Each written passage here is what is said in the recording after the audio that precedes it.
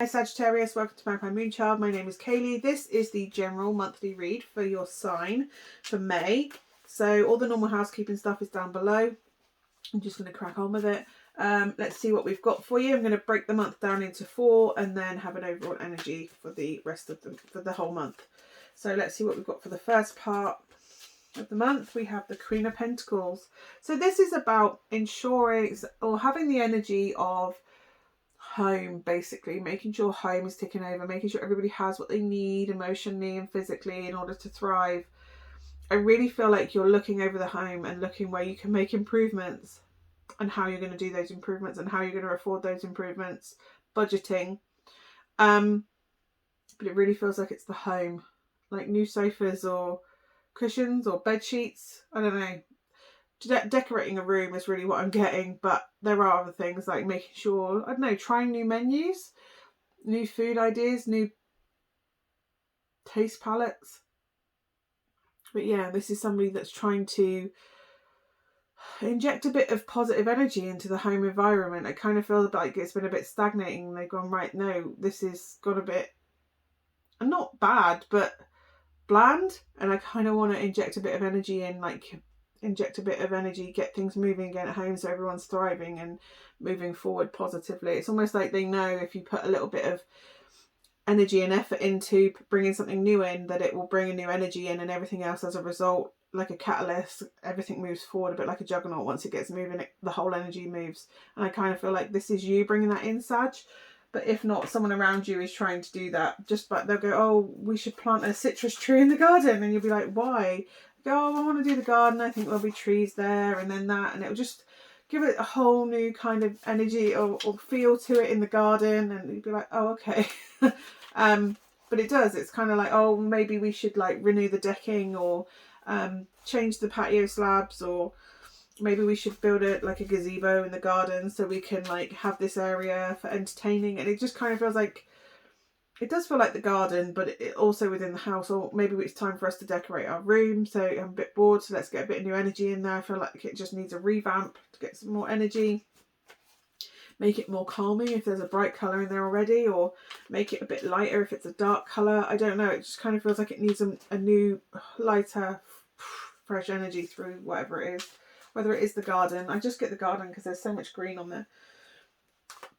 Yeah, let's see what we've got for the second week of May. Second week of May, we have the Tower. This is something coming in. Sometimes it's an opportunity, sometimes it's a negative. The Tower just is something that comes in and shakes everything up out of nowhere.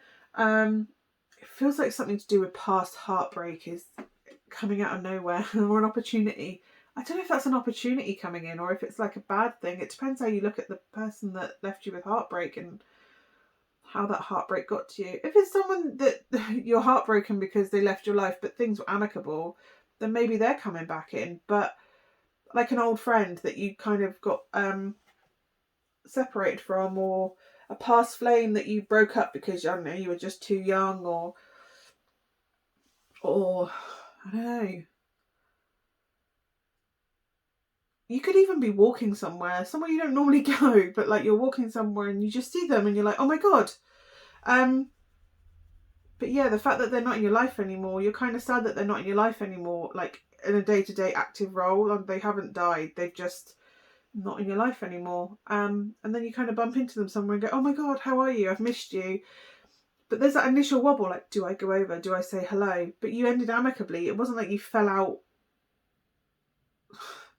with like cross words or anything. It's just, and even if there was, I think they've kind of healed.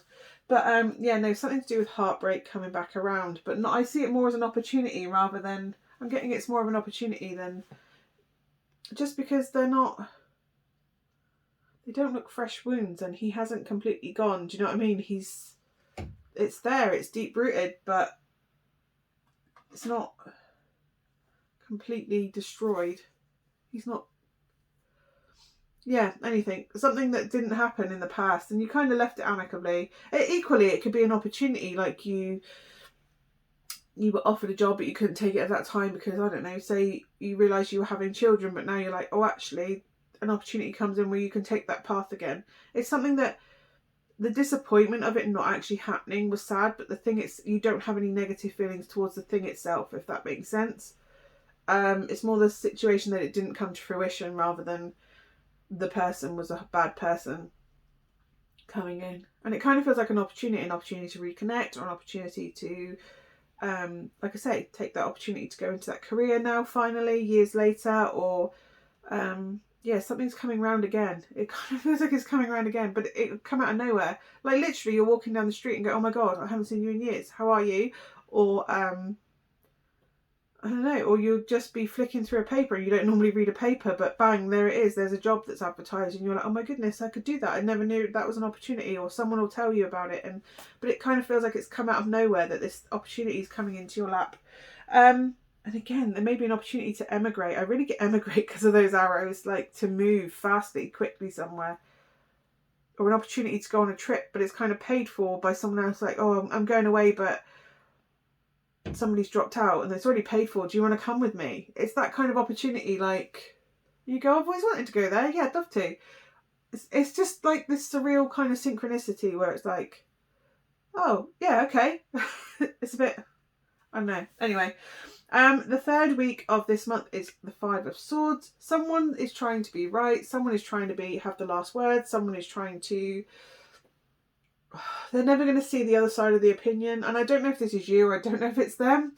But it's the case that they will never see the other point of view. They will never appreciate the other side of the coin, because they believe they're right. They believe you're wrong.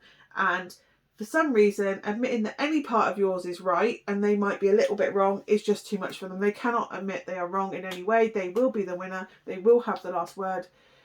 You cannot reason and argue with someone like that, because they will never ever see any other point of view than what they believe is right. They cannot, their faith in that they're right is just unceasing. You're best to just walk away from someone like that. Otherwise they're just going to rile you up and make you angry, and then you're just angry. And they're never even going to appreciate that they've made you angry. That it'll be your fault that you're angry. Do you know what I mean? It's that sort of mentality. You can't deal with that person. You're never going to win that argument, because not because you're wrong, but because they're just so blindsided and what's the word I'm looking for? Belligerent. Like, they just don't understand that they are right. They are right. Not you, there is no way they are wrong, and what you're doing is wrong because they are right. And if you even argue back or debate, there's no debating. They can't be made to see anything other than the reality they believe is correct. Yeah, and it's that you just have to walk away from that. That's just an unending. You're pouring energy into something that's never going to have any successful outcome. So just walk away from them, and if it comes to it, just walk away completely, because you're never going to get any sort of progress on that person. Anyway, the last part of May, you have the Page of Wands. This is the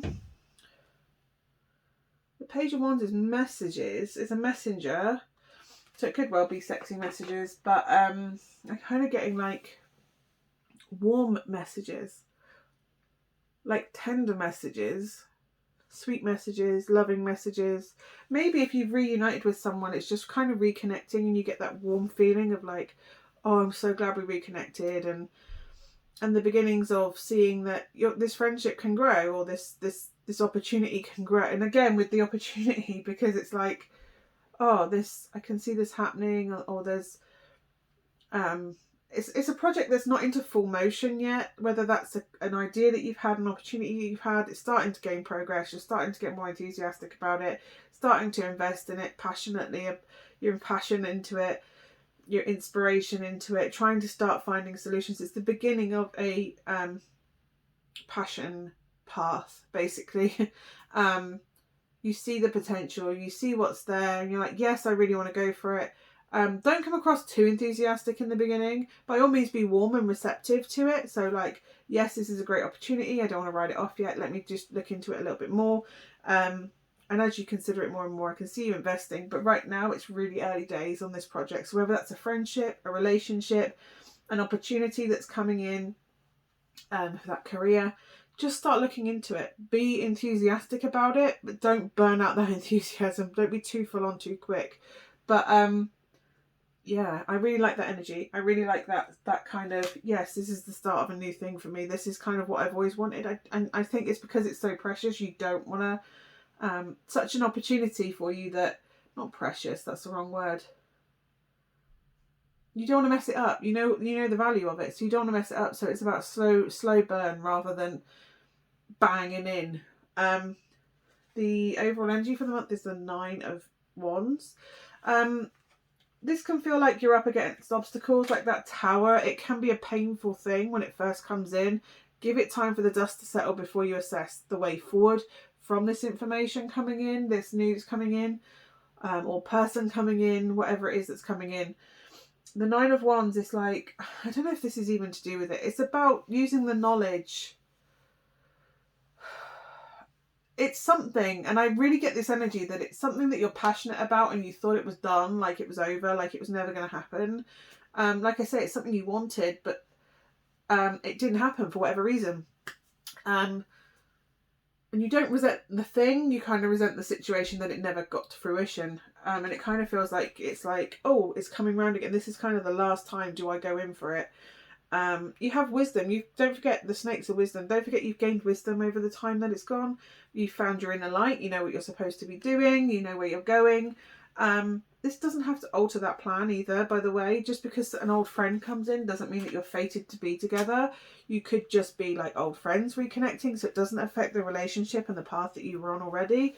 It's just a big thing that's come in, and yes, it does have ripples, but again, you could be assessing a relationship. Do I just keep fighting for this relationship or do I walk away? That's come in. But yeah, it's about a passion project. Whatever comes in that second week, it's assessing, how do I want to invest? Like there's an element of, oh, do I go in for it or not? So that's why you've kind of got this slow burn, like making sure you've got all the information, making sure you know how the ground lies before you move too quickly, because you don't want to go in whole hog and it not be what you think it is. So it's about taking your energy, like assessing, do I need to put energy into this? Should I be taking this path? Should I?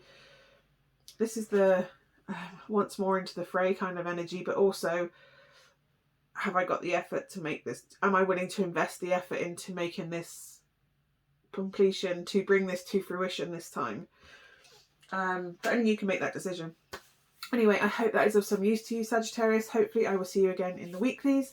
But thank you so much for watching, and I'll see you again soon. Bye for now.